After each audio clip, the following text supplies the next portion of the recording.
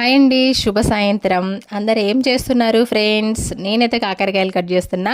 ఇంకా మార్నింగ్ ఏం వంట చేశాను మీరు చూసారు కదా. ఆలు క్యాలీఫ్లవర్ కలిపి ఫ్రై అయితే చేసిన, రైస్ చేసిన, చపాతీ చేసిన. ఇవైతే మధ్యాహ్నం వరకే అయిపోయినాయి. ఇంకా మధ్యాహ్నం అంతా కూడా స్టిచ్చింగ్ చేస్తూ, బ్లౌజులు స్టిచ్చింగ్ చేస్తూ, రీల్స్ చేస్తూ, ఇంకా కలెక్షన్ వీడియోస్ చూపిస్తూ అలా గడిచిపోయింది. మళ్ళీ ఈవినింగ్ 4 అయిపోయిన తర్వాత మళ్ళీ ఇంట్లో పని, ఊడ్చడం, గిన్నెలు తోమడం, మీకు తెలిసిందే కదా ఈవినింగ్ పనులన్నీ కూడా. అవన్నీ చేసేసుకొని ఇంకా పిల్లలకైతే స్నాక్స్ అయితే ఏం చేయలేదు.